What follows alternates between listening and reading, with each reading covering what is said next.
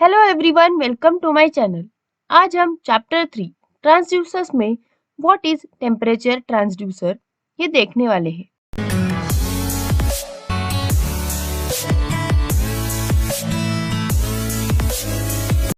Temperature transducer converts the thermal energy into a physical quantity like the displacement, pressure and electrical signal। तो यहाँ पे thermal energy को हम दूसरे physical quantity में कन्वर्ट करते हैं। It is the electrical device used for automatic measuring of temperature। Measurement होता है टेम्परेचर का automatically. The main principle is to measure the heat and transfer the information after converting it into the readable form. तो main काम है temperature transducer का कि वो heat major करता है। जहां भी हम ये ट्रांसड्यूसर रखते हैं तो वो अपने एनवायरनमेंट की जिस भी डिवाइस को वो कनेक्टेड है उसकी हीट मेजर करता है और उसे ऐसे फिजिकल क्वांटिटी में कन्वर्ट करता है, यानी कि डिग्री सेल्सियस नंबर्स में कन्वर्ट करता है ताकि हम समझ सके कि टेम्परेचर क्या है।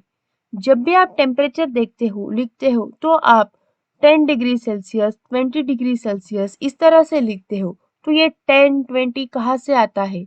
तो हम जब टेम्परेचर ट्रांसड्यूसर यूज करते हैं तब हमें जो हमारा एक्चुअल एनवायरनमेंट है, टेम्परेचर है, वो इस तरह से कन्वर्ट करके मिलता है नंबर्स में।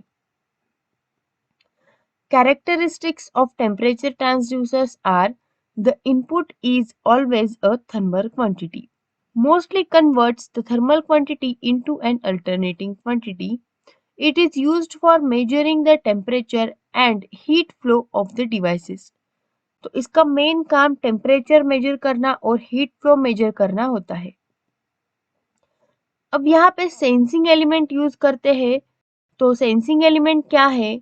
Must have the properties of changing the characteristics with the variation of temperature। Example, in resistance thermometer, the platinum metal is used as the sensing element। The temperature sensing element converts temperature into heat। The change in temperature concerning resistance should be large। The sensing element must have high resistivity। तो ये सारा sensing element के बारे में है कि उसका जो टेम्परेचर होता है वो रेजिस्टेंस से ज़्यादा होना चाहिए, हाई रेजिस्टिविटी होनी चाहिए और सेंसिंग एलिमेंट टेम्परेचर को हीट में कन्वर्ट करता है। Types of temperature transducer. Contact type temperature transducer. In such type of transducer the sensing element is directly connecting to the thermal source.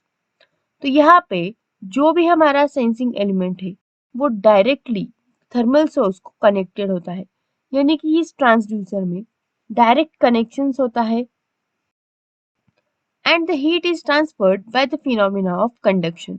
तो अब डायरेक्टली कनेक्टेड है इसीलिए यहाँ पे कंडक्शन फिनोमिना यूज किया जाता है। What is conduction? Conduction is the process through which heat is transferred from one substance to another without the movement of substance.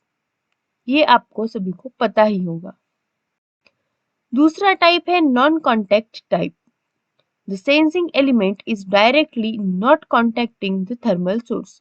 तो यहाँ पे इनडायरेक्ट कनेक्शन होता है जो सेंसिंग एलिमेंट है उसका और जो भी हमें थर्मल सोर्स है उसका।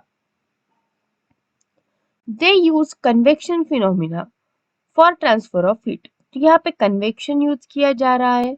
The convection is the process in which heat is transferred by the movement of the substance। Integrated circuit temperature transducer। Combination of a temperature sensing element and an electronic circuit for measuring the temperature। तो यहाँ पे temperature sensing element integrate किया जाता है electronic circuit के साथ। The integrated temperature transducer has linear characteristic। Operating range of a transducer is very less, lies between 0 to 200 degrees Celsius, which is one of the major disadvantage of this transducer। इसकी operating limit जो है, operating range है वो कम है, इसीलिए ये एक disadvantage है इस टाइप के ट्रांसड्यूसर का। अब हम देखेंगे व्हाट इज थर्मिस्टर। थर्मिस्टर एक एग्जाम्पल है इस टेम्परेचर ट्रांसड्यूसर का। ये non contact type temperature transducer है, belongs to the passive transducer group. That is, it cannot generate self energy, must be operated with an external DC supply. तो ये passive transducer group से belong करता है। और passive transducer की property क्या है, क्या होते हैं वो, तो ये सेल्फ एनर्जी जनरेट नहीं करते हैं और एनर्जी जनरेट करने के लिए हमें इसे एक्सटर्नल सप्लाई देना पड़ता है। Basic principle of thermistor. Thermistor is a transducer which changes its resistance when its temperature changes. तो जैसे टेम्परेचर चेंज होगा वैसे ही वो रेजिस्टेंस चेंज करता है। Usually it has high NTC यानी कि high negative temperature coefficient of resistance. Construction. It is a semiconductor device. It can be of NTC or PTC type. Usually, NTC type is preferred than PTC. Its resistance considerably decreases when temperature increases. In case of some thermistor, it is 5 to 6% per degree Celsius. तो यहाँ पे resistance decrease होता है जैसे जैसे temperature increase होता है। Thermistor is composed of sintered mixture of metal oxide like manganese, nitrogen, cobalt, ferrous and uranium. Thermistor construct करने के लिए जो भी हमें मिक्सचर लगता है वो manganese, nitrogen, cobalt, iron, ferrous यानी कि आयरन और यूरेनियम के ऑक्साइड्स का, मेटल ऑक्साइड्स का होता है। They are available in different packages such as disc type, washer type, bead type and bulb type.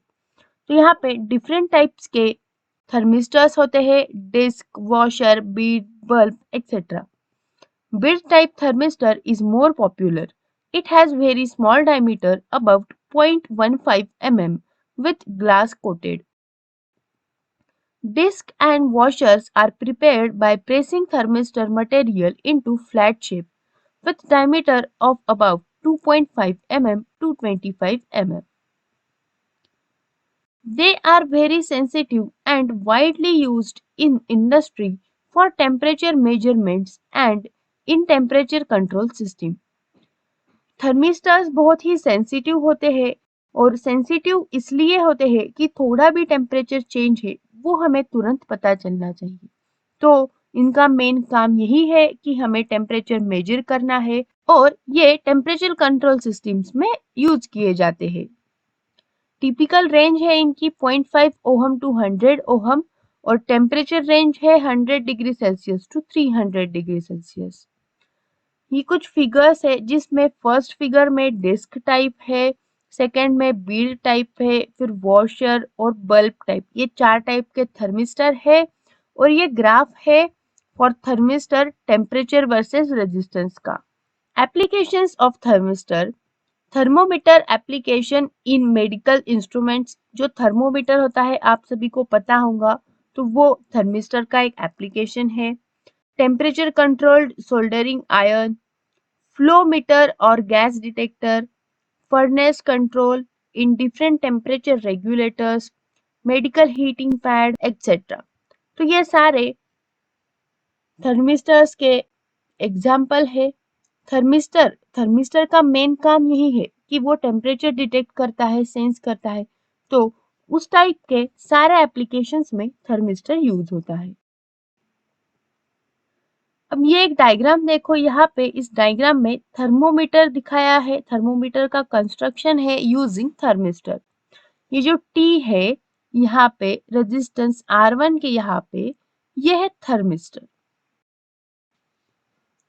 A simple arrangement can be made to design an instrument like thermometer by using thermistor.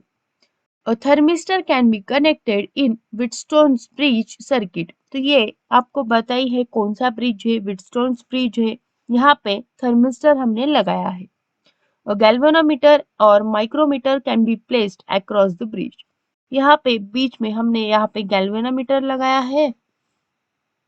When the thermometer not in use, the bridge is in balanced condition Hence, current flows through the galvanometer showing zero deflection.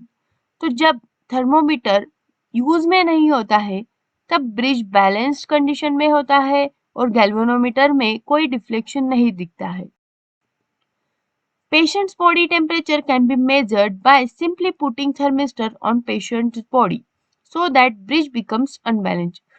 So जब भी हम patient के body पे इस thermometer को put करेंगे तो bridge unbalance हो जाएगा और हमें गैल्वेनोमीटर में डिफ्लेक्शन दिखेगा जिससे हम रीडिंग लेते हैं.